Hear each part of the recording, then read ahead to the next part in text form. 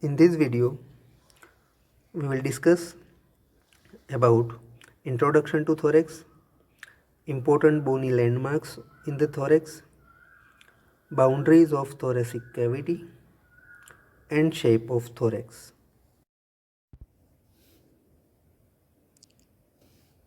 Today, we'll start with the first lecture of thorax, that is introduction to the thorax. As you can see over here, that the trunk of the body is divided by this structure called as diaphragm into upper part, which is called as thorax, and lower part, which is called as abdomen.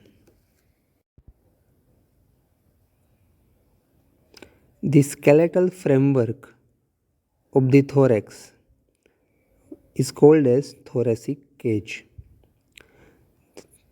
Cavity of thorax holds important organ for the respiration on both the side, which are called as lung, and important organ for the circulation, which is called as heart. These are the lungs in the thoracic cavity. We will now discuss few of the important bony landmarks of thoracic region, which are suprasternal notch, sternal angle of Lewis, costal margin, and infrasternal or subcostal angle, vertebral level of thoracic spines, etc.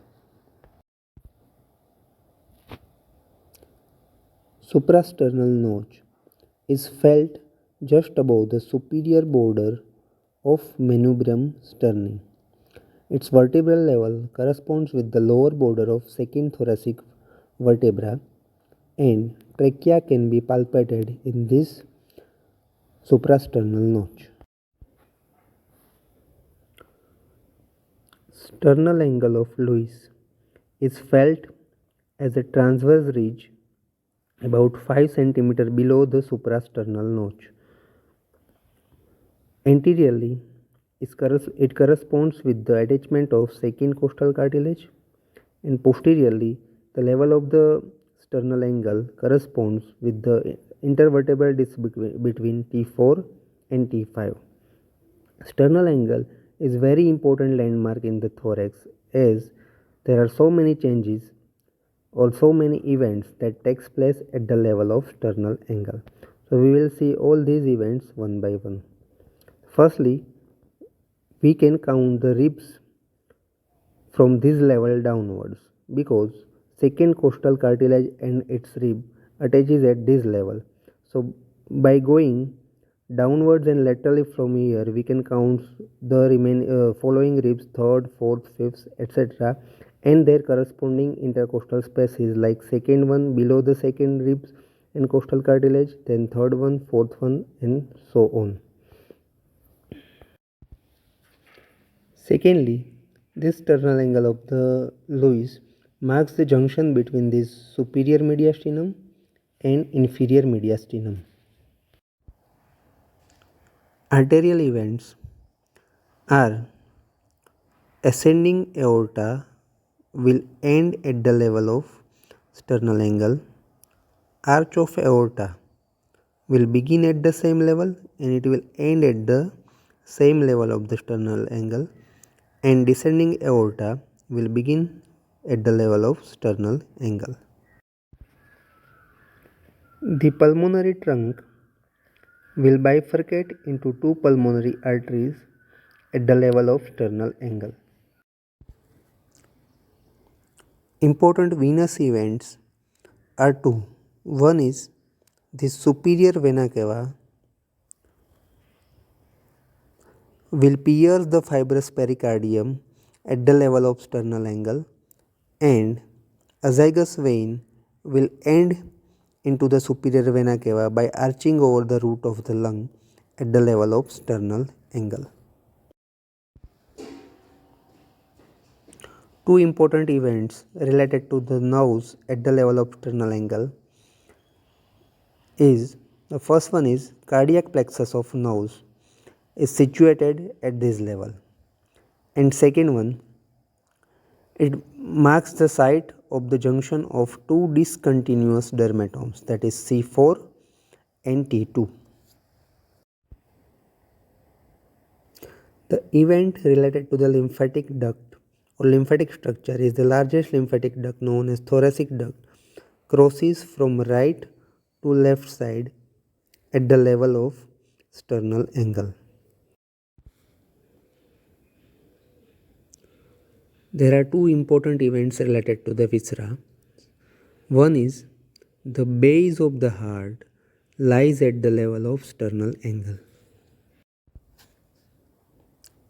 And the second and most important one, trachea bifurcates into two principal bronchus at the level of sternal angle. The next important landmark is costal margin. As you can see, costal margin is formed by the union of 7th, 8th, 9th and 10th costal cartilages.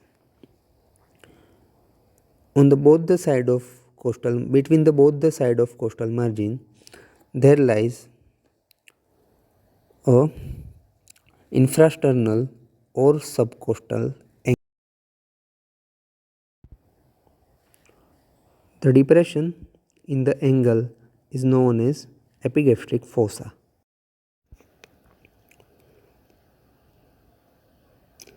Among the important vertebral spines, the spine of C7 vertebra is felt at the level of lower border of neck. The superior angle of the scapula lies at the level of spine of T2. The root of the spine lies at the level of spine of T3 and the inferior angle of the scapula lies at the level of spine of T7 vertebra. The skeleton of the thorax is called as thoracic cage. It is mainly designed to increase or decrease the intrathoracic pressure during the respiration.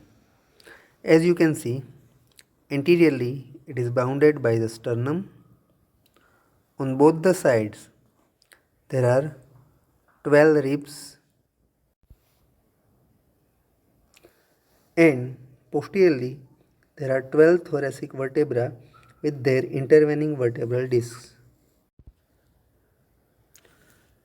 The anterior end of first 7 ribs articulates anteriorly with the sternum. That's why they are called as true ribs or vertebrosternal ribs. Whereas anterior end of last 5 ribs do not articulate with the sternum, that's why they are called as false ribs. Among the false ribs, 8th, 9th and 10th ribs articulate anteriorly with the costal cartilages, that's why they are called as vertebrochondral ribs, and 11th and 12th rib do not articulate anteriorly with the any structure, that's why they are called as floating ribs. Shape of thorax resembles a truncated cone which is narrow above and broad below. However, in the transverse section in adult, the transverse diameter of the thoracic cavity is more compared to anteroposterior diameter, and that's why it is bean shape or reniform in shape. In the infants, it is somewhat circular in the shape, whereas in the quadrupeds, anteroposterior diameter is more compared to the transverse diameter.